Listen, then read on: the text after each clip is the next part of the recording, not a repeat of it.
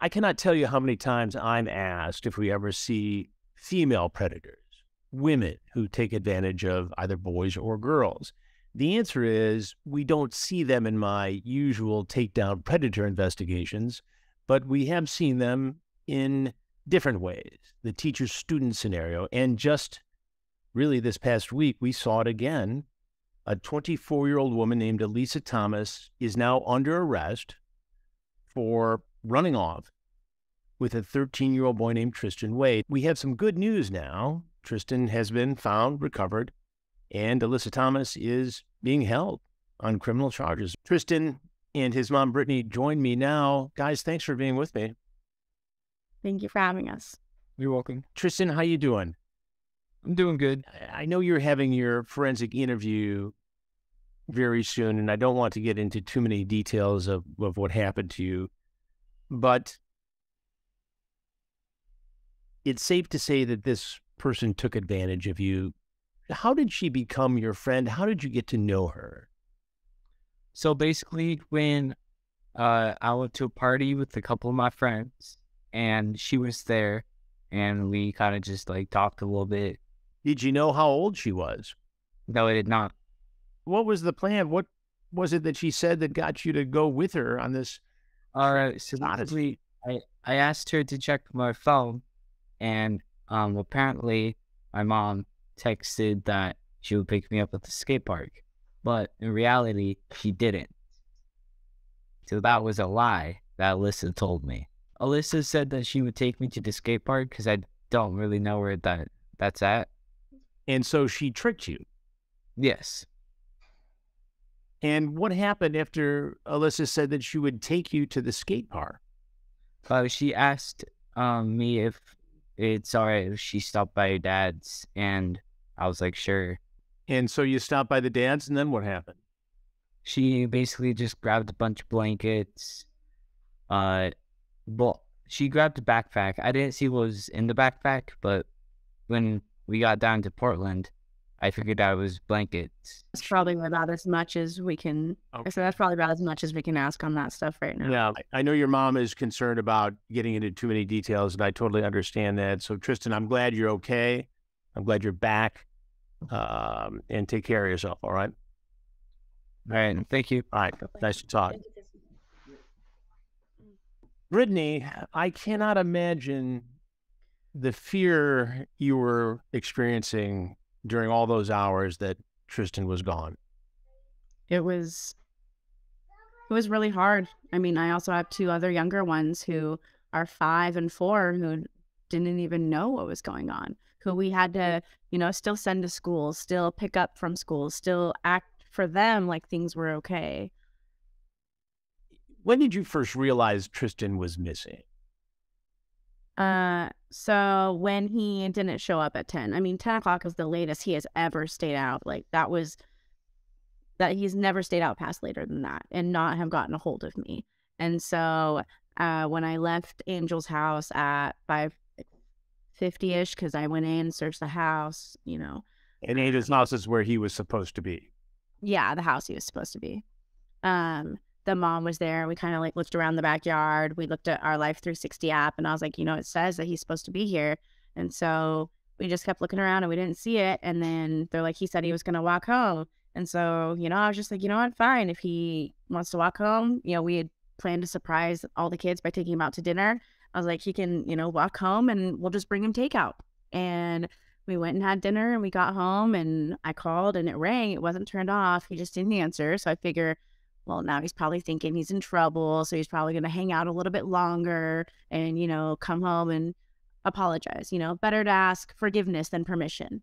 And so when he didn't show up at 10, I was just like, he's never stayed out this late. He hasn't contacted me in 5 hours. And then I called the police. And then she had me come down to the police station.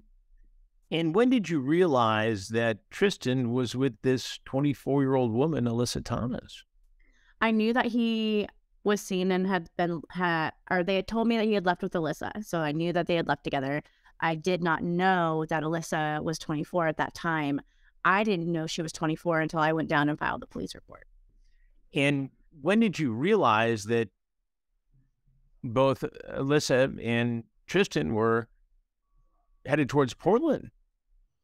The next morning when I started reading things that people were posting on Facebook and Snap. I mean, that night we went home and we had the Facebook pages up and going, and we had people out looking in the Albany area. People had said that he'd been seen in the Albany area. So the next morning, you know, me and my boyfriend and our friends, we went and searched the mall. We went and searched like all the parks. We went and I called the hospital. Like we went and searched everywhere that I could think of here in Albany. And then I got a call from someone that she had called and said, hey, they're trying to hitchhike to Portland. Like she's trying to get me to come get her. So then that's when I called the police again. And I was like, hey, do you guys realize that she is not only still with Tristan, she is trying to get to Portland? And the dispatcher told me that she would take a note and pass it on. And that was like the first time that they were still telling me, you know, there's not much we can do unless you give us a place to search. And so they, I guess, didn't really look into it within the first, 24 hours, a whole lot, other than they did go look at the homeless camps and stuff where Alyssa had been known to frequent the night he went missing. And at some point, you actually reached Alyssa Thomas via Facebook, correct? On a Facebook phone call? So, yeah, we, at the time, thought that Alyssa was still using a profile on her Facebook that had reached out to me. I'm not 100% if it was actually her at that time, but shortly after she started asking everybody for money, we did realize that her account was hacked. But I did receive a phone call from that account. It was about 20 seconds long, but it was just complete silence. And then I received a couple text messages from him telling me that if I wanted to see Tristan or video chat Tristan, that I could pay $100. They texted me and told me that I didn't care about Tristan. I got another one from that account saying, hey, Mom, I'm not safe and I want to come home. So just several messages, but I can't tell which ones were actually from her while she was still using it, and then which ones were from the hacked account. Right. So we don't know whether it was actually Alyssa Thomas or somebody trying to take advantage of the situation, which is horrifying in and of itself. Yes. How did authorities finally find your son? So we had one of her friends that had been talking to me since the day he had gone missing, since I started sharing that he was with her specifically. She made sure to not comment on any of the posts. She made sure to not share anything about it. Alyssa logged into another account that she was using on Facebook under Lexi Thomas and messaged this friend and called this friend and actually let this friend speak to Tristan. And he said that they were at the Lloyd Center. So she called the detective and let Detective Camila know that Tristan was at the Lloyd Center. And then she messaged me. And so I called the Lloyd Center security, and they let me know that the detectives had already informed them and that they would be searching for Tristan. And then while I was on the phone, while I was like letting people know, hey, who's closest to the Lloyd Center? Because I was like, family members go search, because we still have people in Portland that were looking. So I messaged them. I was like, whoever's closest to the Lloyd Center, Tristan was just seen there. And then I got a call from the sergeant to let me know that they had found Tristan at the Lloyd Center. In total, how long was Tristan missing? 5 days. 5 days. And then he also let me know that during that time, he was sleeping under a bridge. They met a guy on the Max who was nice enough to let them sleep next to his tent under his bridge, because no tent. They got to sleep under the bridge with him. He had like a little fire dig out thing. Tristan told me that one day they went and bought stuff for s'mores and even paid the extra money to buy the little fork tongs. And I was like, okay, here I was thinking that you guys wouldn't go and spend money on like, certain foods, but yet you're out buying fork tongs for s'mores. But yeah, I mean, she didn't even get him a tent. She had blankets under a bridge with my child. What do you think her plan was? What was her goal here? I'm not sure. Tristan mentioned that she was trying to get him to go to Washington with her, but that he didn't want to. There was some messages of her saying that she was trying to leave and that Tristan wanted to go home. And then, the messages of her trying to get to Florida. And so I think she was just, I honestly have no idea what was going through her mind. What went through your mind when you saw Alyssa Thomas being arraigned yesterday?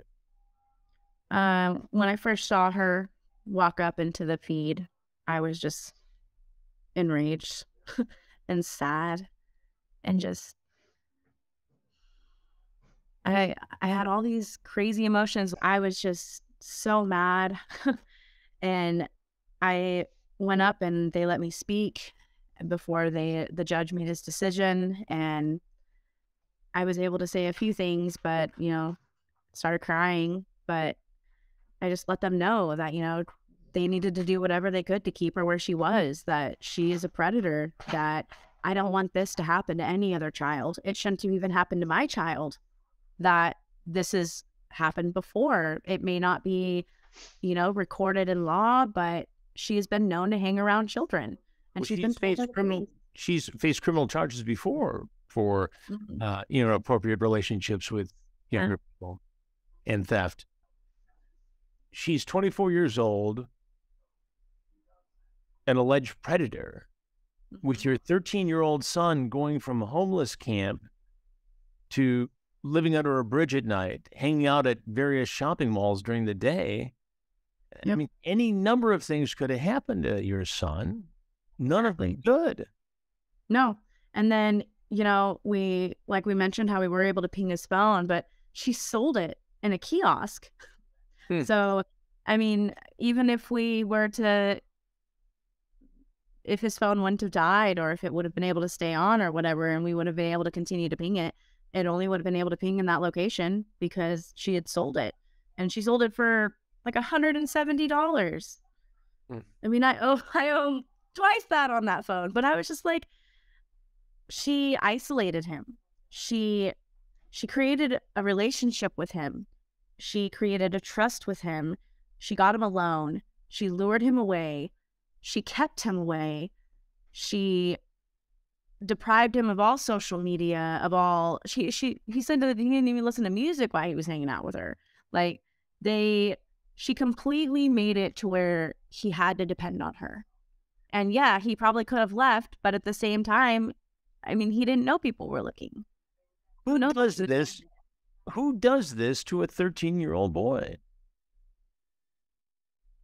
A predator, someone who shouldn't be around children, someone who probably shouldn't be out on the streets, someone who needs help. It's just, I cannot believe that anybody would do that to any child. She is now charged with sodomy, non-force, custodial interference, essentially rape. Yeah. Well, yeah. So it was custodial interference in the second degree, sex abuse in the second degree, and rape in the second degree. Is what she's being charged with at the moment. And then there might be more, there might not be, depending on after Tristan's forensic interview. What scars has this left on your son? I'm not sure yet. I mean, he's only been home for less time than he was missing. So, like right now, I mean, his siblings just kind of are constantly want to love on him, and he likes it. But at the same time, now he's just like, I really need some space. He's, taking a lot of showers, eating a lot, but he doesn't want to leave home. I mean, I am having to make him go to the grocery store and stuff with me because I can't leave him home now. Like, I don't want to leave him out of my sight. So it's hard because now, I mean, I don't want him to isolate himself here, but I can't trust letting him out in the world. He's mine to protect. I can't trust another parent to do it. 5 days is a long time, Brittany. I can only imagine what that was like. Did you get to the point where you thought you would maybe never see your son Tristan again? Yeah, I did. It was horrible. I mean, after we spent all that time searching and we posted all those flyers and we kept getting all these tips, but nothing was panning out. I was like, I have not physically seen or heard from my child in days, and I might not ever again. Like, I kept thinking, what was the last thing I said to him? When was the last time I saw him? What was he wearing before he went to school? Like, what was the last thing I fed him? Like, all of these things kept going through my mind. Like, it was horrible. It was really just a horrible experience. What do you say to Alyssa Thomas? I don't have anything to say to her. I don't want anything to do with her. I hope that, that where she's at now, she can never hurt anybody else. I hope that she has learned her lesson. I hope that she can learn from this experience. I hope that she will just, leave us alone, leave other kids alone, that just, you can do whatever. She can do her away from kids, just on her own. Just, I don't care. And as we wrap up here, Brittany, what is the lesson from this case for other parents? I know this is still very raw for you, but if you had to give advice to any other parent who goes through something similar to this, what do you tell them? That, following your gut, that when you feel like something is wrong, it's wrong. If you feel like enough is not being done, then enough is not being done. If you feel like there could be more, there could be more. There are so many things that we can do that the police can't do. There are so many organizations out there that can help, that can do things that the police can't do. There is a big community out there. And if something feels wrong, then it probably feels wrong for the right reason. You know your child more than anybody else. So, I mean, I waited the 5 hours and that's when I knew. Like, for me, that's the longest. He wouldn't go longer than that without even at least messaging me and letting me know something is wrong. So when you feel like something is wrong, then, try and fix it. Go to the police. You have to be your own advocate. Exactly. No one else is going to advocate for them. Shout, scream, and use social media. Exactly. All right. Well, I'm so glad that he's back. I'm glad that he's safe. I know the road ahead is going to be challenging, but thank you so much, Brittany, for being with us and getting the word out and sharing this in hopes of preventing it from happening to someone else. Yes, definitely. I appreciate you guys taking the time to interview us and to get the word out. And, but when he went missing, to getting the word out, to even now afterwards talking about it, people need to open their eyes a little bit more when it comes to predators. I think it's just focused on men. A lot of it isn't really focused on women, especially women who are after teens. It's a very vulnerable age, and this case proves it. Thank you, Brittany. Be well. You too.